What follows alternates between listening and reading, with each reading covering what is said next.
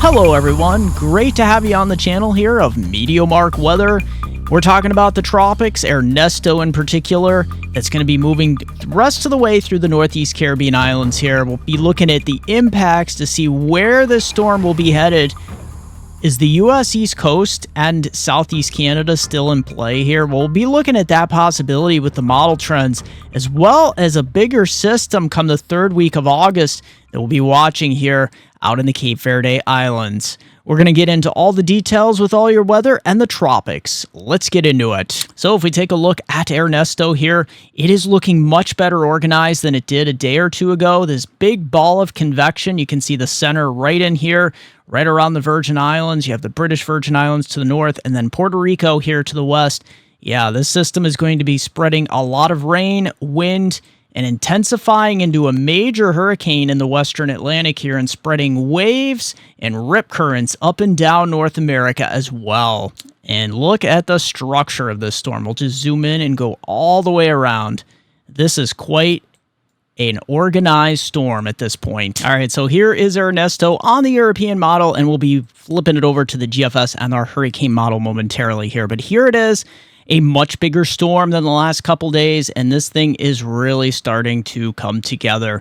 Definitely hurricane strength as it moves just east and northeast of Puerto Rico. It is going to clip Puerto Rico, especially eastern Puerto Rico here, continuing to move through the Virgin Islands here. You can see the British Virgin Islands as well. So here we go. You know, it's going to be moving away from the Leeward Islands here. That is some great news. As this continues towards the northwest, it's going to continue to intensify. It looks like Dominican Republic with a few outer bands, but nothing too bad. Turks and Caicos as well.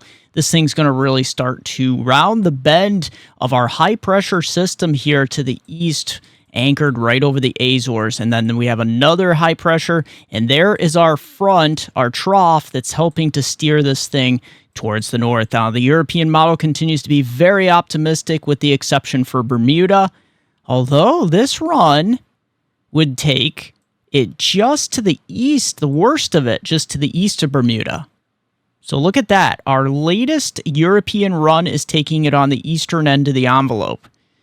Now I'm going to paint a bit of a different picture here with our GFS, and we'll throw in the hurricane model, the HWRF as well. But look at the European model consistently, showing that East Coast trough, really pushing this system to the east. And there is not a blocking high up here, which actually is showing up on the GFS, which I'll show you momentarily here. All right, so with our GFS run here, look at what is going on here. Yeah, this system's really winding up pretty quickly here, quicker than originally was forecast to do. And look at this system. It's going to continue to rapidly intensify here across parts of the British Virgin Islands here. It will be pulling away from, you know, our islands to the east here. So that is some really great news. Let me just zoom in where the storm came from. So yeah, it was really booking it here. And it's going to continue to accelerate for at least the next 24 to 48 hours until it really starts to round the bend. But you can see it starts to really get its act together, especially on the other side of Puerto Rico. This is the 14th at 2 a.m. So this is essentially Wednesday morning. So you can see how far it moves between now and then. The wind field is expanding. Eastern Puerto Rico especially will get clipped here. Now look, I got to slow this down because it's really accelerating pretty quickly here, at least through the first part, and then really begins to form an eye. This is really Wednesday evening at 8 p.m. here. So this thing is really booking it. Would not be surprised if this thing is a major hurricane pretty quickly here, and this thing's going to deepen rapidly. Unfortunately, GFS is showing the worst case scenario here for Bermuda as we head on into the 17th at 8 a.m. So this doesn't give you too much time. It only gives you, a couple days to prepare here. And what does the GFS do here? This is pretty curious because here's the trough. This is a little bit further east than previous model runs. We actually have a little low pressure cutoff low up here, but look at it. It's deceiving. We have a blocking high up here. We also have our subtropical high that it has been traversing around here these last several days. Now watch what happens here. GFS accelerates this thing again, and unfortunately, look look at what it has to go between here. This cutoff low, this trough that's kind of cutting off, and this blocking high that's strengthening. So what I think the GFS is stuck with here with this solution is bringing the storm either very dangerously close to places like Nova Scotia, New Brunswick, and eastern Maine, and Newfoundland here, or potential landfall in one of these locations, at least with our GFS solution here. And I caution you because we are still out, a good 6 to 7 days here. So a lot can change. That is why I have not taken, I think it's safe to say much of the southeast is off the hook, but especially here into New England and very much so here in southeast Canada. Please stay tuned. This is likely to change, and we have not taken you off the table here. Look how close it's basically going to be an extratropical hurricane by this point on the 19th at 5 p.m. and then right across Newfoundland by that point. But there you have it with the GFS. This is why we cannot take these areas from eastern New England, Nova Scotia, New Brunswick, and Newfoundland off the table. And before we continue, everyone, I just want to make note, if you've loved the video, if you like it so far, smash that like button. It really does help. Question or comment down below. I love to read your questions or comments. Keeps the weather community active. And don't forget, if you haven't subscribed yet, what are you waiting for? Hit that subscribe button, bell notification. You're alerted when I come out with any one of my weather updates and weather videos. Let's continue. All right, so utilizing the HWRF hurricane model here gives us a very good idea, mesoscale, what's going on here with our system. Now, look at this. This is going to be moving. It essentially is moving through the Virgin Islands here, the British Virgin Islands. And you can see how rapidly this is going to be moving by 11 p.m. It's already just northeast of Puerto Rico overnight. Now, the one thing to note here is the hurricane model is accelerating this very rapidly. So look how fast it moves across Puerto Rico here. This is going to limit your rainfall totals a bit, but the problem here is you're going to be getting hit with these feeder bands, and some of these are going to have intense rainfall rates. So I think you're still looking at, anywhere from 3 to 7 inches with locally higher amounts up to 8 inches. And look at this by 11 a.m. on the 14th. We still got this feeder band action across much of Puerto Rico by this time. By this point, it will be mostly, if not through, the Virgin Islands and the Leeward Islands and the rest of the Lesser Antilles here. So that is some really good news. Dominican Republic and the Turks and Caicos over here. There's the Dominican Republic, Turks and Caicos. It looks like, for the most part, you are getting off the hook here as well. So that is some really great news. And then as we head to the rest of Wednesday into Thursday, this thing really starts to accelerate and bomb out here, 984 millibars. And we're taking this to the left of guidance here, so more online with the GFS. And look at this just barrel right towards Bermuda. In fact, this is kind of curious. The HWRF model is actually taking this west of Bermuda. So not a direct hit here on the HWRF model. I do caution you, look how much further west it is. This is why I caution. We cannot take some of these areas off the table along northeast North America here. So Ernesto's intensity models here, definitely a hurricane literally very quickly here, and then major hurricane. Look at that. I think this thing achieves 3 with no problem over the next couple days. And thanks to Tropical Tidbits for our mid-layer dry air analysis. Here is Ernesto developing into a powerful major hurricane. Look at that, just blasting up towards, it does round a bend here. Look at it, it's moving between 2 high pressure systems, and it's being drawn up. Here's that first high, there's the second high. This one is retreating, this one is pushing it towards, initially it's heading towards the northwest, but it's going to get deflected. And there's our trough, that it's basically on the tail end of that frontal boundary. And then look at this. This really starts to develop really rapidly towards Bermuda, unfortunately, Saturday here. And then look at this. This is where the GFS is having some issues. I don't want to say issues. The GFS is very, very adamant here on tilting this a little bit, bouncing it a little bit more northwest early next week, late this weekend, early next week. You can see this trough here. We got this blocking high to the northeast. So what happens here with this? So this run of the GFS, this is the 12Z, brings it once again up towards Nova Scotia and Newfoundland here. So actually, this is the 18Z. So yeah, this latest run is still clipping. It's even clipping parts of extreme eastern Maine here. So here we go. This is still putting Southeast Canada in play here.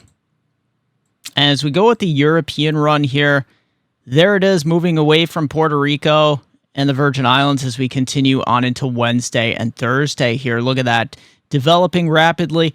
As I said before, this high-pressure system is showing up further east and stronger on the European model. There's that retreating subtropical high to the northeast, our trough in the center. There's that trough we're going to be looking at.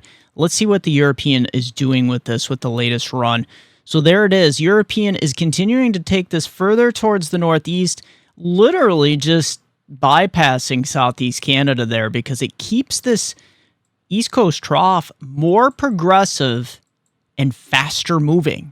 And the European has been very stubborn with this as well. So both models have been very stubborn. So we'll have to see, which one wins out here. And here on the European model, what is going on across the rest of the tropics here? Well, as we head through the 15th into the 16th here, your eyes are drawn to this area south of the Cape Verde Islands here.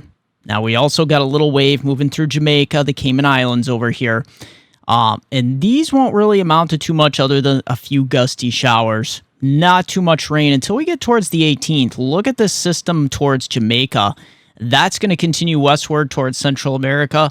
But look at, we have an explosion of showers and thunderstorms here in the Northwest Caribbean. That is going to have to be watched because if that persists, we could actually have a system track here into the Eastern Gulf around the 20th, 21st, and into the 22nd. So something that the European model has been grabbing onto, a much more active Northwest Caribbean and Gulf as we head into around the 20th through the 23rd. And then look at this out here. Let me just back this up a little bit. As we head through the Cape Verde Islands here, there's going to be a very big wave right around the 20th, 21st out here. And that's going to continue moving westward. In fact, we got two major waves here that we'll have to watch. Now, what's the GFS showing across the rest of the tropics? Now, we got a monster tropical wave coming off the coast at this time, and we're going to continue to watch that blossom. The GFS is showing a few showers here into the Western Caribbean as we head into the Friday, Saturday, Sunday time frame. Nothing more than a few showers, but the big show is out here south of the Cape Verde Islands here. Let's just continue to put that into motion. It is showing some, dust here kind of kicking in towards the 23rd and 24th here. But these waves, I think a lot of them will make it across the Atlantic here. So definitely got to keep a close watch on this. So heading down into the Eastern Caribbean first, there is the rainfall totals here with essentially Ernesto here. So yeah, we're going to eke out an additional heavy rains on top of this. Many areas, I think, will be approaching 100 millimeters, upwards of 150 in some isolated areas. That's going to put us into that 4 to potentially as much as 6 inches, with locally higher amounts closer to 8 inches. So watch out for that. That's going to be barreling towards Bermuda there as we head into, the end of the week here. That's going to bring some heavy rain. But then behind it, we see a little bit of period of some drying. And then we get into later next week, we do have another tropical wave that will be dropping more rainfall on top of what you've saw before here. And heading into the Western Caribbean, Central America here, it's been pretty dry here. Jamaica, Cayman Islands, it's going to continue through the next 48 hours. You could see some showers as we head towards Friday evening and Saturday, maybe upwards of 10 to 25 millimeters here in some areas, about a quarter inch, and then towards the Cayman Islands as we get towards the middle of the week. But look at Central America. Yeah, you're just bubbling up this moisture here as well. Anywhere from about 80 to 120 millimeters, about 2.5 to up to 5 inches. And the northern Bahamas will be getting hit here as well, 60 to about 100 millimeters, getting about 2.5 to 4 inches on average. But there's that rain hole here across the southeastern Bahamas. All right, the situation continues to go downhill with Tropical Storm Ampil, a forecast to become a very strong typhoon here. You can see up towards 115, 110 miles an hour with gusts to 145. This is going to head dangerously close here. Here it is on the 16th at 2 p.m. So this is right around Friday. This is going to be looking very bad because look at even the European model is clipping at least the western part of this typhoon, the Tokyo area up to Chiba. So please, this does not look very good as we head into Thursday night and Friday. This system could be bearing down, and it's not encouraging that the European model is now showing at least some sort of a hit. Not a landfall, but some impact here in some populated areas. So definitely keep that in mind, especially if you're in and around Tokyo or eastward or you're visiting as well. So here we go. The rest of the tropics out here, you can see intertropical convergence zone remaining active. We may have another tropical system try to develop here north of the Philippines, east of Taiwan, and southeast of China here as we head into the weekend. Right around the 18th into the 19th, that moves to the north towards Shanghai. This system around Hong Kong also bears watching. That's got a lot of moisture with it, and it's going to get stalled out across the area. So looks like more of an inland threat. But as we continue in time, you can see a lot of tropical moisture around these days. All right, so looking at the GFS run here of Ampil, likely to become a very strong typhoon. Now let's see what the GFS is showing. This is a monster showing up here on the GFS. You can see on our 3D model view, this is really intensifying rapidly as it heads towards, oh, wow. Okay, so this is pretty interesting. It's still clipping parts of eastern Tokyo and Chiba here, but the GFS has turned just slightly to the east, so the European is actually closer to the coast here, but this is still dangerously close. Look at this. All it would take is a little wobble to the northwest, and we'd get into some very bad impacts here for parts of Tokyo and parts of the eastern prefectures here, like the Chiba area. Definitely got to keep close watch on this, as this will accelerate away, thankfully. It's not going to hang around. And then you can see the rest of the tropics here as we go out here in time. There's that system that was showing up here on the European model that bears watching as we get towards the 18th. And Joe Drehos here from New York City on the night of August 12th here. So look at this beautiful city skyline here at night. That nice basking city skyline skyscraper glow here. And look at this. Yeah, we all recognize this. Right down into the heart of the action here. Just looking really beautiful right here into the heart of New York City. So nice captures there, Joe. Hope you're having a great time. It sure looks like you are. And the weather is just perfect as well. Sunny skies most of these days, lower humidity, and temperatures in the 80s. All right, so let's look at our future radar here. There is not a whole lot to talk about, and that's some great news because after last week, I think many of you would like to relax a little bit. And look at that. High pressure is going to be dominating, although around the edges here, up here into the Midwest, and then all the way down here into parts of the South, we're going to see these MCS systems kind of develop. Some showers and thunderstorms off the coast of the Carolinas as well. And we're going to continue to watch a few isolated scattered showers and thunder showers here into parts of the Northeast as we head on into Wednesday afternoon and evening. Those wane and fall apart with the lack of the daytime heating as we go into the overnight. And then we got this big system. This is going to be, unfortunately, the big system that moves east for the weekend. You can see on Thursday morning at 9 a.m., this is booking it to the east. This by 7 p.m., we're getting into parts of Ohio, Cleveland area, maybe some scattered showers here. More clouds than rain, but, you know, could use the rain here. And on our last frame here on the 16th, this is Friday at 2 a.m., yeah, look at the southern end of this. We're going to be promoting some very powerful thunderstorms, even some showers and thunderstorms here into the eastern Great Lakes as well, and a few scattered showers throughout the eastern Florida coast here. All right, so your weather synoptic forecast picking up where our future radar left off as we head throughout Friday. There is that system moving east, the Ohio Valley into parts of the Great Lakes. This system is going to be slowing down, unfortunately. This is the 16th here towards 11 p.m. You can see still moving showers and thunder showers through Cleveland, Pittsburgh, Buffalo area, London, Ontario, and that's going to be pivoting eastward here. Let me just zoom out a bit. You can see the extent of it all the way down into parts of the Tennessee River Valley and Mississippi River Valley as well. Some of these storms may be severe, but look it up here. This is what's heading for you, unfortunately, for the 17th and the 18th. Look at your Saturday. We're just socked in with clouds and showers here and thunder showers. And that's going to continue throughout the whole weekend. Look at this as we head into the 18th.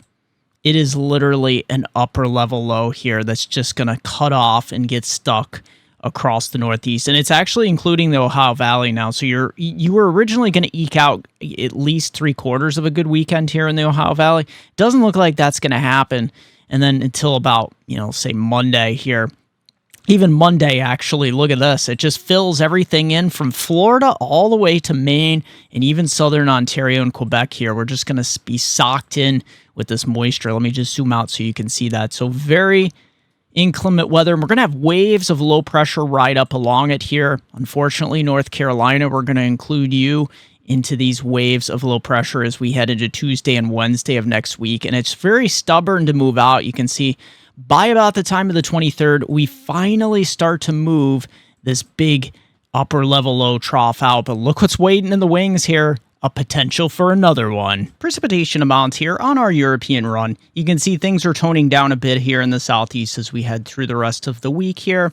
We're looking at no more than, say, a half, about a third to a half to maybe 3/4 of an inch. But even North Carolina is beginning to dry out. Look at the Midwest, though, with that strong to severe weather here. And that spreads east throughout the weekend. Look at that. Unfortunately, there it is. This takes us all the way through the following Friday, but a lot of this is falling, unfortunately, this weekend, where you could see upwards of 1 inch to 2.5 inches in some of these areas. All right, so as we head up into Canada here, what is going on, Canada? Well, as we head through the next couple days, as we head on into Wednesday and Thursday, there is a storm system across Manitoba, Saskatchewan here. High pressure is dominating much of eastern and southeast Canada until we get to about the 16th into the 17th. So towards the weekend, just like the Northeast U.S., you're going to be getting into some clouds, showers, and rain. Although we can't complain, we need it, especially for the wildfire situation. We'll take it here.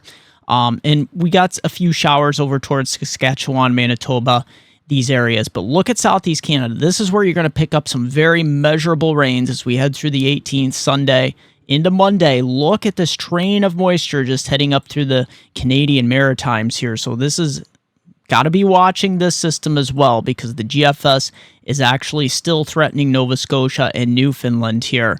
And I have not taken them off the table. And even extreme eastern New England, definitely watch out. But here we go.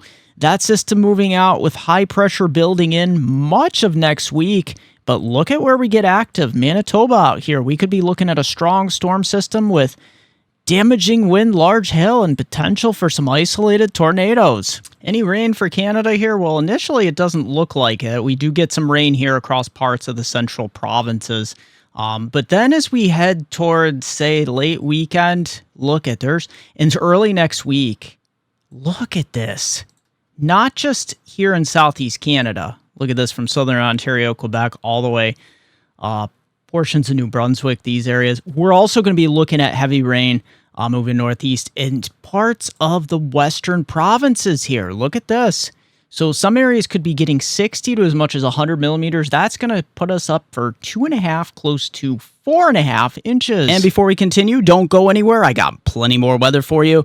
Take a look at these awesome maps from my affiliate. I am proud to announce that I am now an affiliate with Trilogy Maps. TrilogyMaps.com, bringing you the most digital, customizable maps found nowhere else on the internet. These maps are simply stunning. It's an advanced layering system that makes these maps great for making forecast maps with ease, or any other maps that you would like to display important information on. The resolution on these maps is simply amazing. From the detail of everything here in the States, and you can also create stunning, digital, professional layered maps from also across the entire world.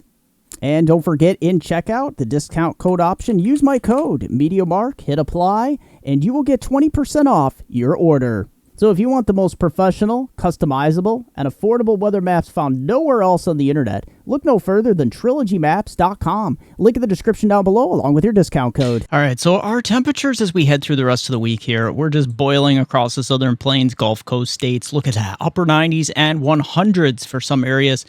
We're getting into the mid to upper 80s here into the Ohio Valley, and we're bringing the warmth up the coastline here as well. So let's just progress towards Thursday here. Thursday the 15th, you can see the warming trend here towards that mid to upper 80s, Ohio Valley, Eastern Great Lakes.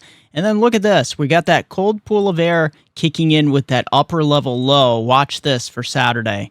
Temperatures really do not change much with the exception for the lakes in the Northeast, where we'll cool down into the upper 70s for the weekend with those clouds and the rain, especially the east end of the lakes. But look at the heat across Texas just continues to build. There's some areas near 110s here in north central Texas. As we get into Monday, look at that cooler shot of air continuing, 70s across the lakes and the Northeast. The extended forecast from our hometown viewers, Binghamton, Scranton, Upper Susquehanna, River Valley of New York and Pennsylvania.